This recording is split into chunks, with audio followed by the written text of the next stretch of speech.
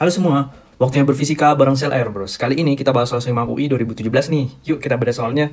Jadi soal ini tentang dua buah silinder yang menuruni bidang miring, di mana diameter dan geometri dan juga masanya itu sama. Sudut kemiringan bidang miring yaitu θ 37 derajat. Kedua silinder menggelinding tanpa slip. Dan silinder pejal telah menempuh jarak 8 cm. Jadi silinder kosong menempuh jarak berapa gitu ya. Kita bisa gambarkan kondisinya seperti gambar berikut nih, diagram berikut. Jadi theta tadi diketahui adalah 37 derajat dan pada saat di puncak kecepatannya masih diam atau V0 sama dengan 0. Dia turun, misalkan ini sampai mencapai titik 1 dengan jarak S, kita bisa dapat hubungkan S dengan delta H atau perubahan ketinggian, yaitu S sama dengan delta H dibagi sin theta, atau bisa ditulis delta H sama dengan S sin theta. Dia tanpa slip. Tanpa slip artinya ada gaya gesek. Nah, ada gaya gesek itu tidak memberikan usaha. Usahanya itu sama dengan 0 ya, karena perpindahannya sama dengan 0, sehingga energi mekanik itu kekal. Nah, kita perlu tinjau nih energi mekanik di puncak atau titik 0 dengan energi mekanik di titik 1. Energi mekanik di titik 0 akan sama dengan energi mekanik di titik 1.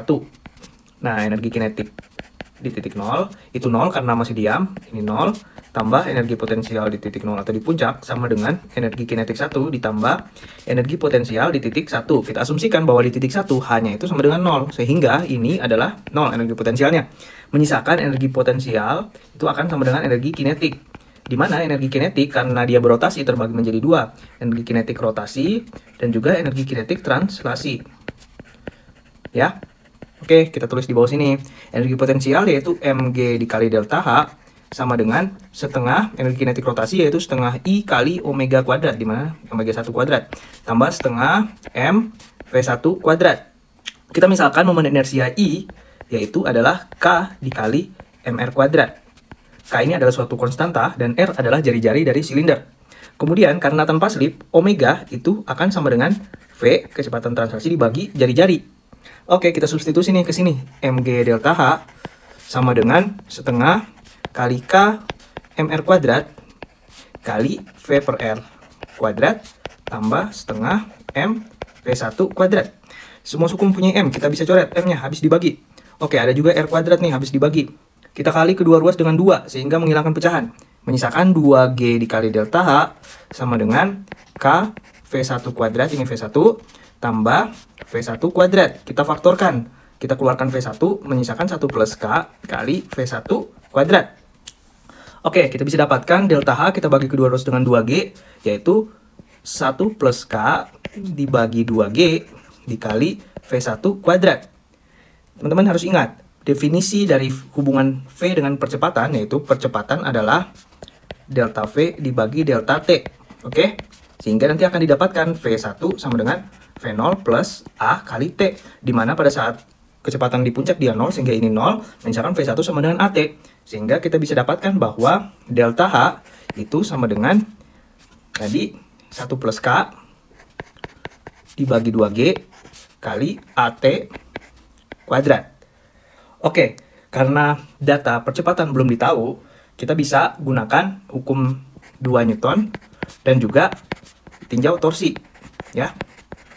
Torsi di pusat silinder. Oke, kita harus tahu diagram benda bebasnya. Seperti ini nih, diagram benda bebasnya. Di mana percepatannya ke bawah, ini A, dan ada gaya gesek, dan juga ada gaya berat yang diproyeksikan, ada mg sin theta dan mg cos theta. Oke, pertama kita tinjau dulu sigma fx itu sama dengan m dikali percepatan. Oke, sigma fx yang positif searah percepatan yaitu mg sin theta dikurang gaya gesek itu sama dengan M dikali A. Maka kita bisa tuliskan gaya gesek sama dengan mg sin theta kurang MA. Kita keep dulu. Selanjutnya kita tinjau sigma torsi di poros silinder itu sama dengan I dikali alfa. Dimana kalau tanpa slip, alfa itu sama dengan A per R, percepatan translasi dibagi jari-jari. Oke, kita hanya punya satu-satunya yaitu gaya gesek dikali jari-jari dengan gayanya jari-jari sama dengan I tadi K kali MR kuadrat kali A per R. R-nya habis dibagi ya di kedua ruas. Kita substitusi nih F ke sini. Mg sin theta kurang MA sama dengan KMA. Semua ruas punya M, kita coret semuanya.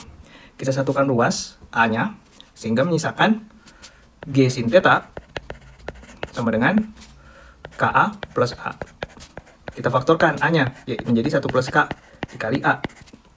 Maka percepatan itu sama dengan G sin theta per 1 plus K.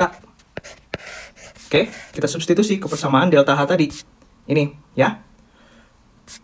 Oke, berarti tadi delta H sama dengan 1 plus K per 2G kali A-nya tadi ini ya, G sin theta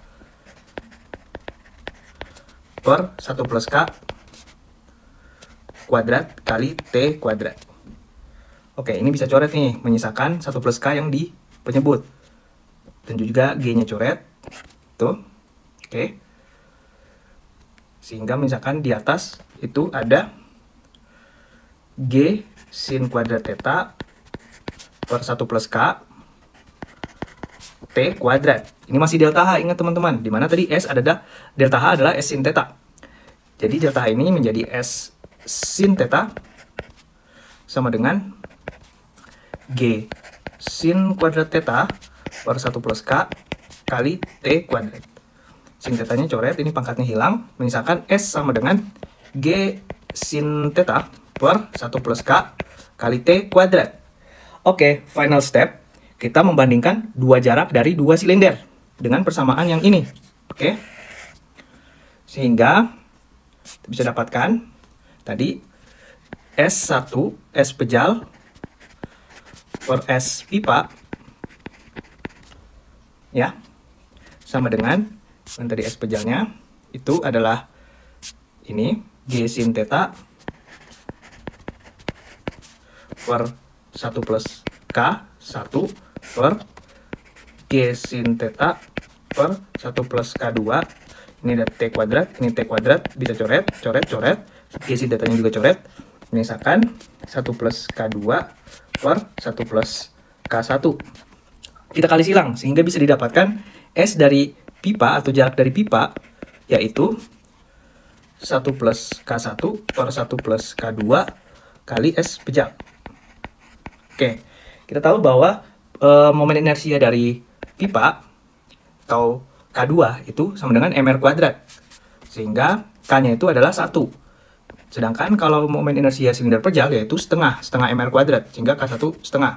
1 plus 1 kali S pejal yaitu 8. Ya. Dimana 1 plus setengah itu adalah 3 per 2 dibagi 2 kali 8. 3 per 2 bagi 2, 3 per 4 ya. 3 per 4 kali 8 yaitu sama dengan 3 per 4 kali 8, 6 cm. Sehingga jawaban yang tepat adalah C.